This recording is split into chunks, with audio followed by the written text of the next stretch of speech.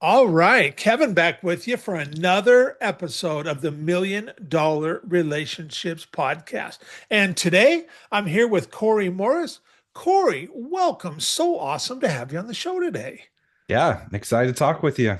I am too. I am too. You know, I really appreciated the conversation we had a little bit back and stuff. And of course, I want to start by giving a shout out to Jessica and the folks over at the podcast guest platform because without them and the work they're doing, you and I might have not ever even met and stuff. And I'll tell you, Jessica, she has connected me with a number of amazing guests for this podcast. So much so that now every time I get an email from her, it's kind of like Christmas time, and I'm like, "Ooh, I don't know what's in here, but it's probably going to be good," you know. And so Jessica, if you happen to be listening to this, thank you, because man, I appreciate you so much. I appreciate the work you guys are doing, and so yeah, Corey, we'll just start off by I'm gonna turn it over to you so that we can set some context here, and I want you to be able to share about what you guys do, who you serve, what inspires you most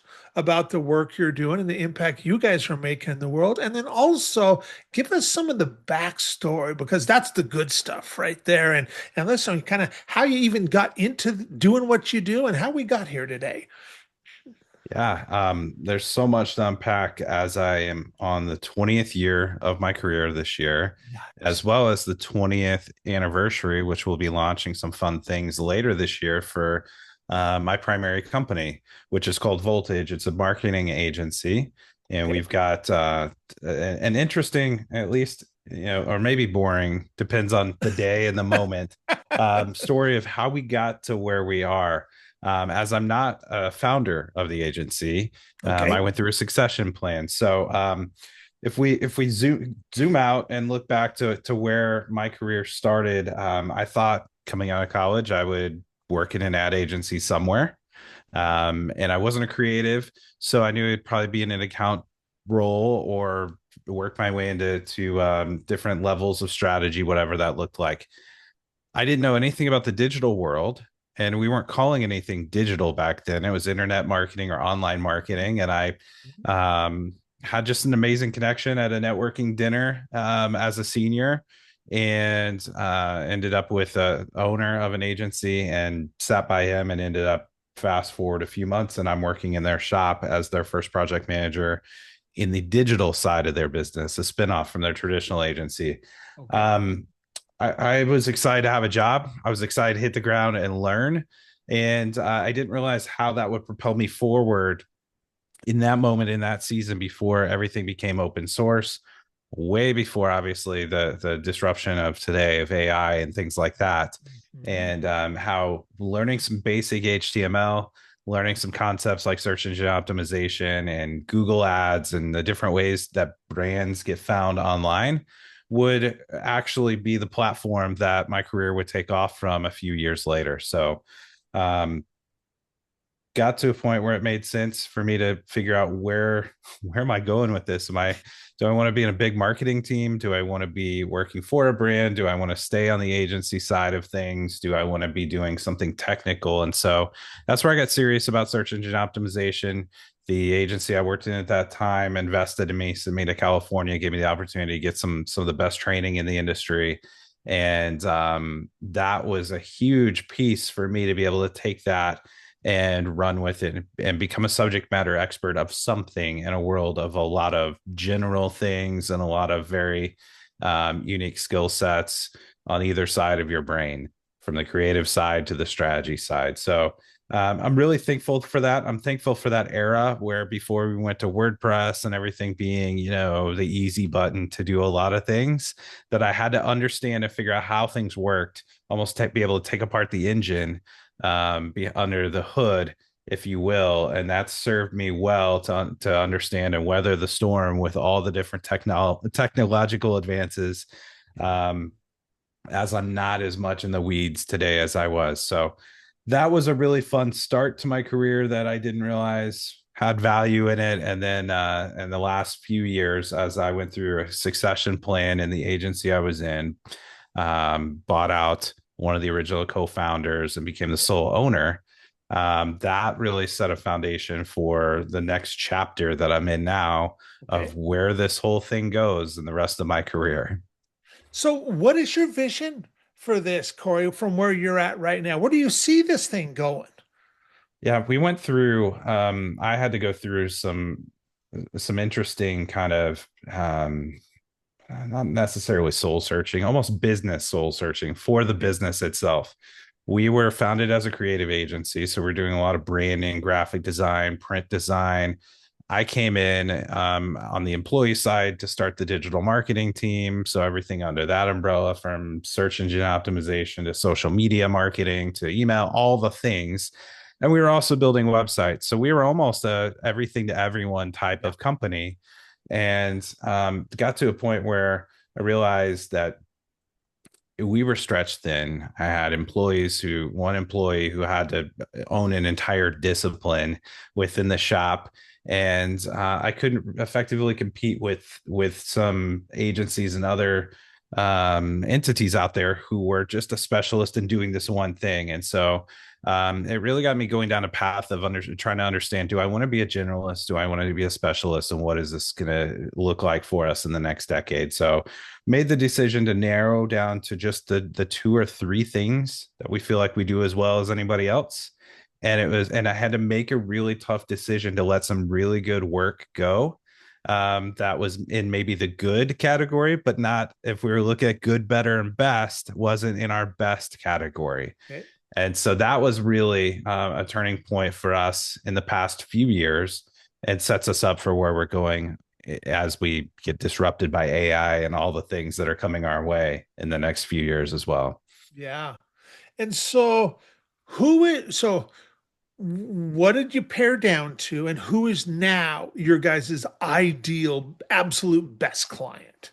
Yeah, so we started a lot of companies and organizations will start their niching down or specialization journey with planting a flag in a specific industry or vertical. We actually, instead of vertically niching down, we started horizontally by narrowing those service lines. And Okay. so the two things that we talk about and that we do, and 90%, 95% of what we do fall into the two categories of search marketing, which is SEO and paid search ads, as well as website creation. Okay. And for us, while we're not, specific in just one industry, I will say that companies that are looking for leads, more leads, cheaper leads, or better leads of some type, typically service based businesses, or those in finance or B2B in different levels of industries or verticals, or healthcare and things like that, that are looking for lead generation, thought leadership, quality, not quantity, fit well for us with our approach. That being said, we've got some great e-commerce clients and some nonprofits as well. So it's hard for me. I feel like I speak out of both sides of my mouth when I say that. But what I can say is we know what we do best and we stay disciplined to that. I've had to learn to sell myself out of deals as quickly as we sell ourselves into the right fit deals as well. Yeah, totally, totally. Yeah, I find myself doing the same exact thing. I used to serve a lot more entrepreneurs. I mean, I just love entrepreneurs. Anybody who would become an entrepreneur, they just get my respect because you know what? I've been an entrepreneur for 30 years. And anybody who would come in and do this, man, I mean, it's not an easy life, it can be a very rewarding life, but it's definitely not simple. And I mean, you know what? It can be simple, but it's not easy, Yeah. and it takes time to get there too. And just because, like you have discovered, just because we can do all of these things, doesn't mean we should be doing all of these things. And when we pare down and we identify who our best client is and what we are not just good at, not even like, but best at, and we focus on that and then serving our ideal client, man, that's a beautiful thing right there. And that's when some serious magic starts happening there, when we get those kinds of relationships. And Yeah. yeah, that's cool. That's really cool. Well, okay. So now that we've got a little bit of context set here. I'm going to switch gears just a little bit. And so I'm going to ask you, Corey, have you ever been introduced to a person or persons who completely changed the course of your life or your business, so much so that much of what you have today would not be possible if not for this person or persons? And Corey, I'm just really excited to hear your story and your experience around this topic of relationships.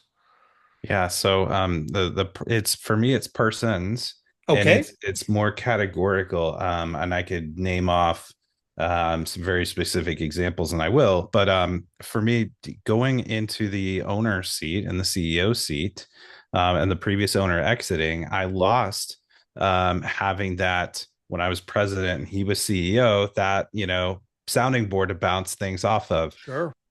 in the business.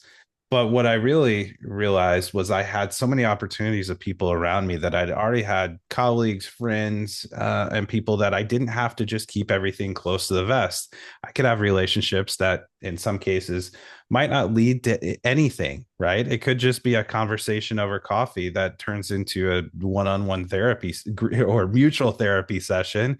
And in some cases, it could be a great partnership opportunity or another, third degree connection making and networking conversation. But as I got deeper into that, even before I became the sole owner, started exploring communities and finding first I was looking for resources of information, some standards in the financial sphere of what metrics should I use to run my company that are unique to a marketing agency or an ad agency, and and what I ultimately found were a couple of different groups where I found almost my tribe, if you will, of people who we're struggling with some of the same challenges, some ahead of me, some behind me, some adjacent, and the opportunity to more formally connect with them. One was a mastermind group, and another is Agency Management Institute, which Okay. is opportunity for me to be in a live peer group with a dozen other agencies where we share everything from our financials to our own compensation to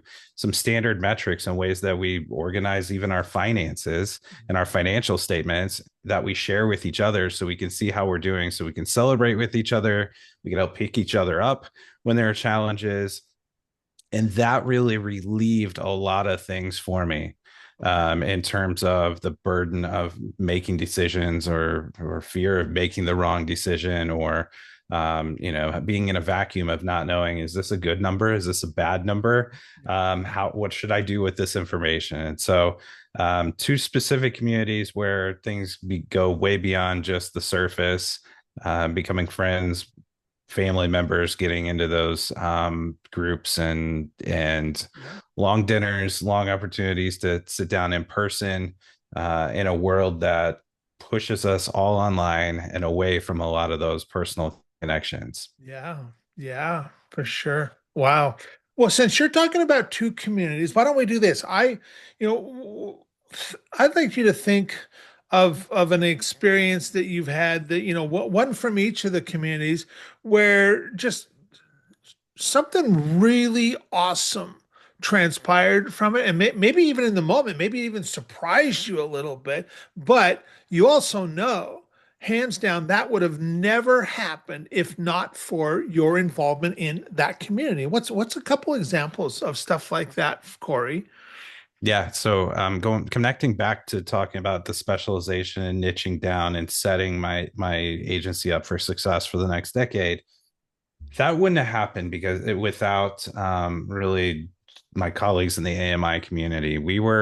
I was at a workshop and really struggling with this whole thing of thinking I needed to scale all the things. I needed to go be more broad across the board, and multiple people, even some that I just lightly knew who were in the room at that point, said, Corey, what are you doing? We all know you as the SEO guy in the room. Why are you trying to be all things? Why don't you double down on what you guys are known for today? And it was one of those simple things that I was overcomplicating in my head and on my own and in my organization. And so being able to have someone decisively or a group of people decisively tell me, what are you doing? Politely, Yeah.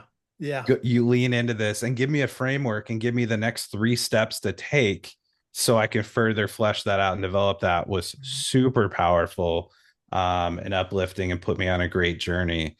And the other group I mentioned, um, the, I've got friends for life. I'm no longer formally part of that group, but I have friends for life that will travel and see each other a couple of times a year and meet monthly at the least. And I'll never forget one of the sessions when we were together in Nashville. I volunteered to be on the hot seat and go bring an issue to the group that I was struggling with. And one of it was, how do I structure this thing for where I want to go? And I wrote my current org chart up on the whiteboard, and I didn't get 3 boxes filled in with one of the guys who I love, and said it all in love. But it's like, what are you doing here? Like, go ahead. You can go ahead and finish writing that, but we're gonna, I think you're thinking about this from the bottom up and not the top down, and for where you've come from, not what you need tomorrow.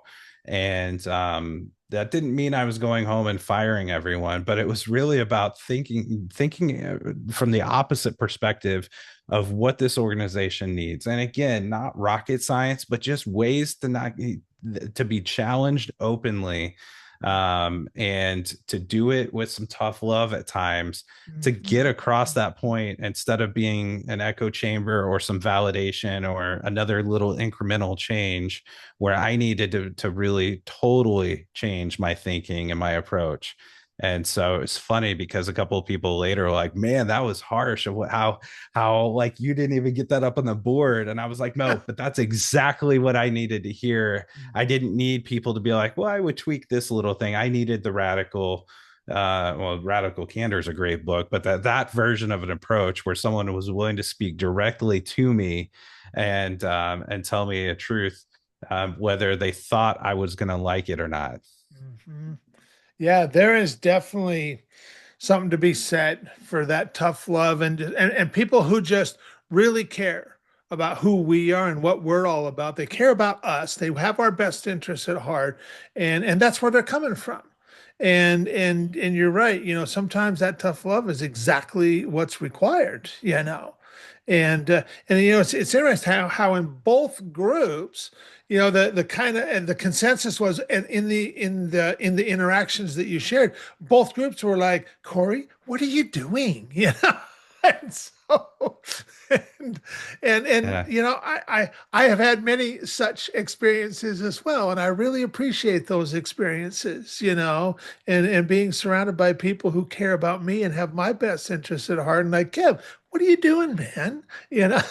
Well, and so many times, as I'm a perfectionist and overthinker of things, Totally. right? So, I need to be surrounded by people of varying personality types, not just people who are like me, who will help me overthink it and add 15 extra layers to it, but Yeah. also to the Yeah. people who are like, I'm going to make 3 decisions a day and 2 of them might be wrong, but I can unwind, those tomorrow, but moving faster and understanding the risk of inaction or Yeah. waiting till it's perfect to move it forward and all the lost time in between. That's right. That's right. Yeah. And that lost time represents a lot of missed opportunity too, and yeah, for sure. So what what is an example of a result that you guys have helped a client get that you are just incredibly proud of? Yeah. One that I will never forget and, surprised us in ways that were just kind of off the charts was our work with a third party logistics firm. So a company that would help brands get their products from overseas all the way to their customer, everything from warehousing to customs clearance, putting it on the boat, putting it on the plane, and getting it on a truck and getting it to the final destination. Not a low price leader in that space, but someone who is relationship based, go value end to end. Um, they they struggled in some of the classic sales versus marketing conflicts, using their CRM system the right way and tracking their business all the way through, and nobody owning different pieces of it. not a thing that my team was an expert in, but we realized that there was a huge gap there in terms of their tracking and their systems and their measurement of marketing and sales and lead performance. And so we decided to go learn it ourselves and own it for them. And ultimately, by being able to tie all the way things all the way through, we were able to align all those teams from IT to legal and compliance to the C-suite to marketing and sales, and they get people on the same page when they could understand the impact of action A results in action Z, or result Z over here when it goes all the way through the sales system. They had a 10-month sales cycle on average. So you lose sight of that, or something gets broken at any point in there, you're going to leak out a lot of potential Yeah. business. So for us, over a few years, we had the opportunity to work with them and get to a point where got to the holy grail of understanding that on their $77,000 a year that they were spending with us, that they were booking over $1.2 million in revenue in that given year, with another almost equal to that amount open. And when we could actually tell that story, it was super powerful. Yeah. And the opportunity to sit there with confidence in those numbers, where nobody's thinking, well, the ad agency is just making this up, we can't quantify this on our side, or there's missing pieces and things are triple counted or whatnot. And so that was super gratifying. What we went through then, I didn't realize, was one of the first iterations of a process that now is the hallmark of what I talk about in my book, Mhm. and give away freely to the world. For a while, that was our secret sauce, and something that we were super excited about. Wow. Well, rightly so. I mean, man, what a cool thing to not just be able to share with them, with that company, but, to now, like just like you just did here, sharing that story about how that came to be, and what an amazing ROI that is. And I'm sure there's people listening to this right now going, I wonder if they might be able to help us with some of that kind of stuff, And man, Corey, I really appreciate you taking the time to have this conversation. And you mentioned your book there. I just want to make sure, for anybody that's listening to this right now who is kind of going, you know what, Kevin, man, I really like Corey. I like who he is. I like how he shows up. And after some of the stuff that you've shared, they might be thinking, like, man, maybe Corey's company can help us out too and stuff. Or maybe they're like, man, I know somebody that I might want to connect Corey with and stuff. So for anybody like that, what is, let's talk about your book a little bit. Let's talk about any other websites or resources we can share too and stuff. Yeah. So as I mentioned earlier, there's no hard selling, there's no pitch. I'm as good at selling myself out of a deal as I am into one, but I love making those connections. And so the book was my opportunity to give this away to the world, and not just have it be another agency's process or branded approach that looks like a Trojan horse to the outside. If you Yep. try to see through it and say, well, it's all the same thing somebody else does, there are a lot of great pieces in it that may already be in someone's process. But the goal was for me to take our entire process of how we go through developing an initial digital marketing plan, and let you take it and implement it for the 10 or 20 bucks of buying the book on Amazon. And so it's called the Digital Marketing Success Plan. It's Okay. available on Amazon, but I have a website for it as well that unpacks the start planning process, which is a 5-step acronym process. And so that's found at the dmsp.com. It's a Okay. long domain name or long title. So the DMSP for Digital Marketing Success Plan.com. Okay. Free tools there, resources. And again, for 10 or 20 bucks, you can have the book. And, even if you wanted to reach out, you're not getting into a funnel or a sales pitch or anything else that you don't want. I would love to chat. And if it's not a right fit, I've got a lot of great people who are smarter than me to point you to as well. Awesome.